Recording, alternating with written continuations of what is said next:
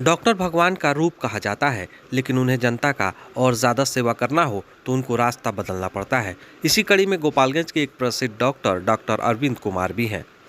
वो चाहते हैं कि हम गरीब और लोगों की सेवा करें। ऐसे में वो पेशे से डॉक्टर हैं, लेकिन गरीब की सेवा के लिए राजनीति में आना चाहते हैं। उसको लेकर क्या कुछ डॉक्टर साहब बता रहे हैं, पहले वो सुनवा देते हैं, फिर पूरी कहानी हम आपको समझाएंगे। मैं डॉक्टर अरविंद कुमार हूँ। मैं पहले से डॉक्टर के रूप में समाज सेवा तो कर ही रहा था, लेकिन मेरा उद्देश्य था कि किसी अच्छी पार्टी से, ऐसी किसी पार्टी से मिल करके इस समाज सेवा को और आगे बढ़ाऊँ, जिससे मेरी विचारधारा भी मिले, उनकी विचारधारा और मेरी विचारधारा मिले। और इस परिवेश में मुझे भारतीय जनता पार्टी का विचारधारा मेरे विचारधारा से मिला, इसलिए मैं चाह रहा था कि मैं भारतीय जनता पार्टी के साथ मिल करके इस सामाजिक कार्यों को और सुचारू ढंग से आगे बढ़ाने का कोशिश करूं, इसलिए मैं उस पार्टी से। तो ऐसे में डॉक्टर साहब को आपने सुन ही लिया। डॉक्टर साहब चाहते हैं कि मैं भाजपा पार्टी ज्वाइन करूं और लोगों की सेवा करूं।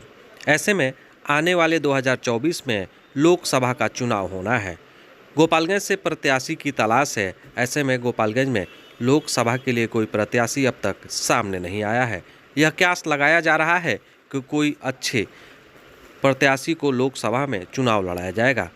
ऐसे में कई नामचीन लोगों के नाम भी सामने आ रहे हैं, जिसमें जनक राम का भी नाम है। वहीं इस नाम में एक डॉक्टर अरविंद का भी नाम सामने आ रहा है, जिसको लेकर यह क्यास लगाई जा रही है कि हो सकता है कि भाजपा पार्टी के द्वारा डॉक्टर अरविंद कुमार को सांसद का चुनाव लड़ाया जाए। भाजपा की विचारधारा, जो राष्ट्रवाद की जो नीति है, सबसे अच्छी विचारधारा है और जनता की सेवा जो उनका विचारधारा है, इससे सबसे ज़्यादा प्रभावित होकर मैं इस भारतीय जनता पार्टी में मिल रहा हूँ। राष्ट्रवाद से आपका क्या मतलब? राष्ट्रवाद का मतलब जो देश बिना किसी स्वार्थ के ही, जो सिर्फ देश के कार्यों में, देश के विकास के कार्यों में लगी रहे, अपना स्वार्थ न हो और विकास के कार्यों में लगी रहे, कि कैसे देश आगे बढ़ेगा। और ये काम सिर्फ श्री माननीय नरेंद्र मोदी जी कर रहे हैं, रात दिन और 24 घंटे मिल करके देश को आगे बढ़ाने का काम कर रहे हैं। इसीलिए हम भारतीय जनता पार्टी में। कि भाजपा के अलावा कोई राष्ट्रवाद का बात नहीं करता है या कोई राष्ट्रवाद का काम नहीं करता है? बात करते हैं लेकिन काम नहीं करते हैं।